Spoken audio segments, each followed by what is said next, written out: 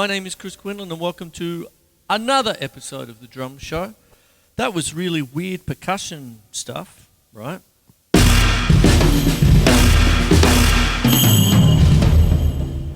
But that theme stayed throughout, really. That was my A section. And I don't know what got me into death.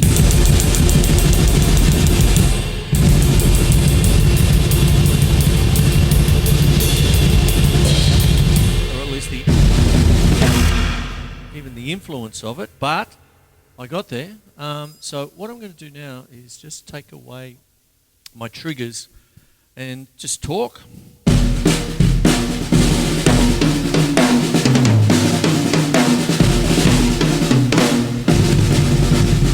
I've always been a big believer in unison playing. A couple of episodes ago,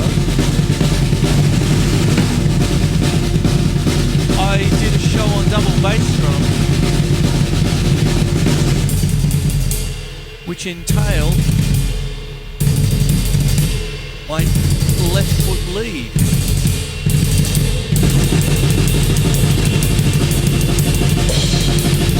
But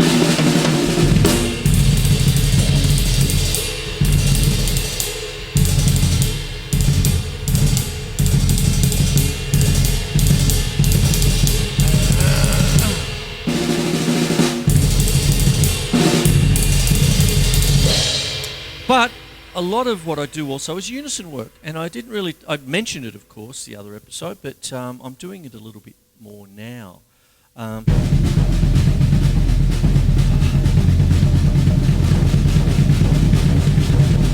To really just talk about, coordination, really.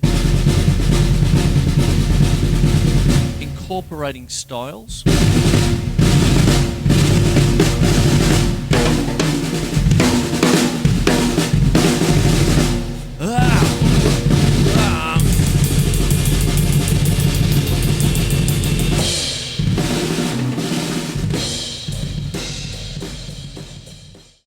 So what I'd like to do is actually talk about a bit of unison business, a bit of coordination, doing different things, turning things upside down, thinking a bit laterally, all that business. Now, I might as well start with two bass drums, I suppose, and just start with a good old single stroke with the hands. So of course it's just going to be right, left, right, left.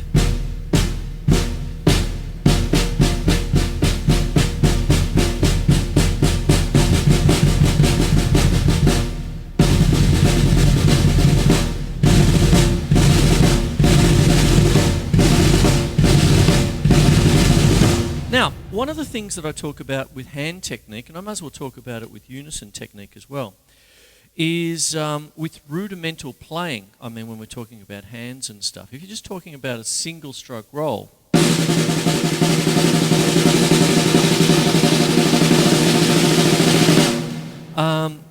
you have what I call endurance rudiments, where like a double stroke roll, right, left, left.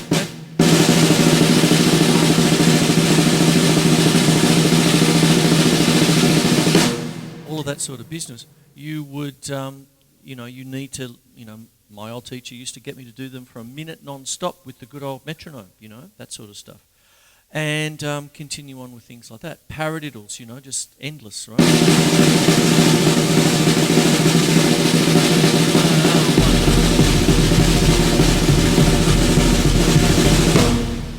Double stroke there. So, of course, I would get the metronome. I have one here on my iPhone.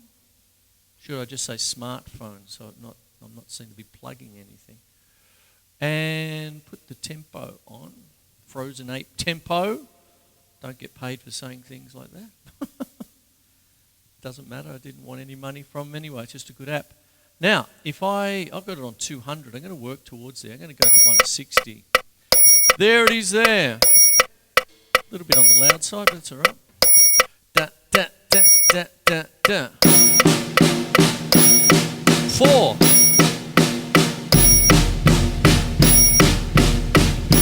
Do this on a practice pad and a bass drum practice pad. Do this all day long on a wide open snare drum,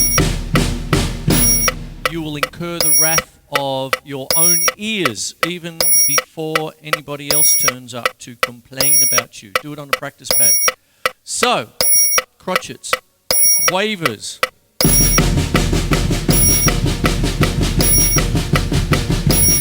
This is at 160. Unison. Triplets.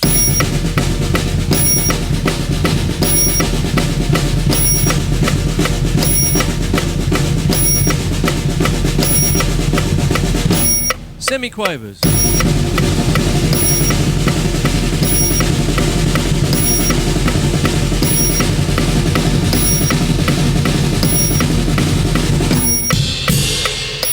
Stuff like that. Then, what you can start to do is, if you wanted to, you can try fives. Hui!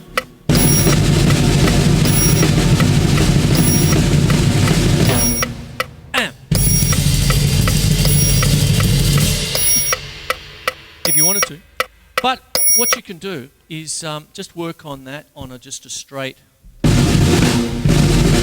that unison.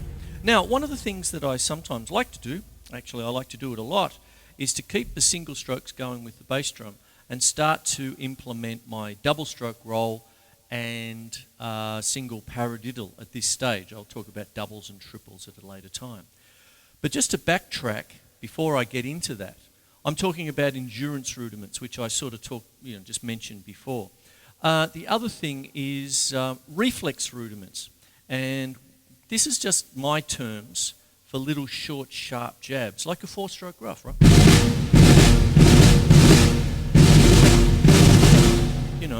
I've been going on about Lars a lot. I did it with the other episode as well, I just did the other day. Unison work, And again, a quote from the classic Metallica song, One, you see. And it goes on like that. So you're going to need it in your metal playing. And then what happens is, of course, you can start to bring that in with your rock beats, you see. So if I'm just, say, going... now the feet are going right, left, right, left, right, left, right, left.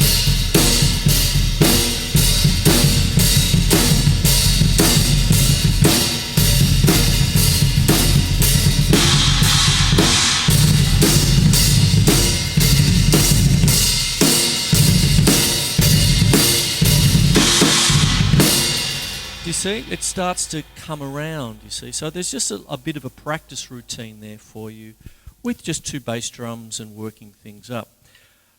Now, before I go to the break, I did say double stroke rolls and all of this sort of business. That's something I tend to do. So what happens is...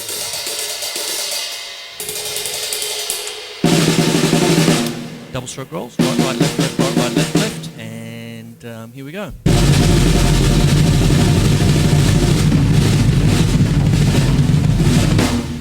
And I've jumped the gun on that. I was going to show you that next. What happens is sometimes what I like to do... Actually, I'll do this first. Let's say... I'll just stretch it a little bit.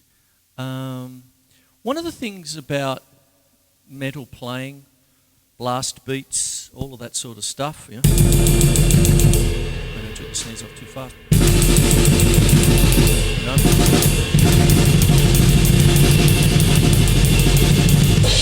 Whatever it might be. What happens is that it's tend to be thought of as quavers or cut time, if you will. So therefore, when I was coming up with the old-fashioned metronomes that you'd have to wind up, that had a top speed of 208, once you got to that, you would have to subdivide. I've got my smartphone on at 200. There it is there.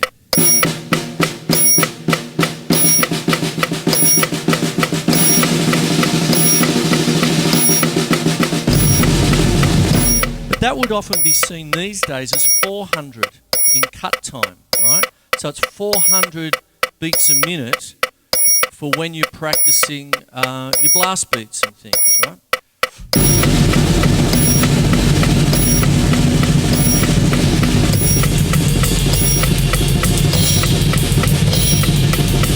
Something like that. I did say double strokes. 3, 4.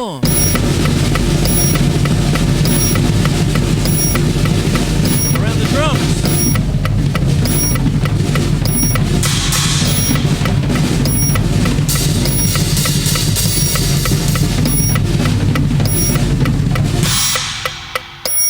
So that would be 400, I suppose, you know, with that kind of thinking. Let's just cut time and there we go, because these machines now can go to 400. How it would sound would be like this. There we go. Wait. And then...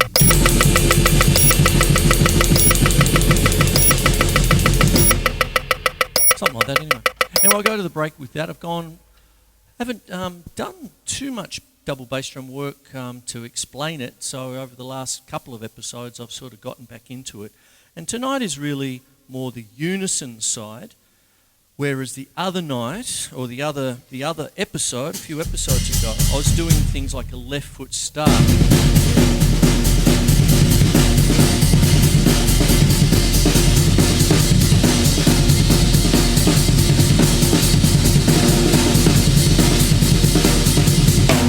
You see what I mean? Okay, more after the break, hey?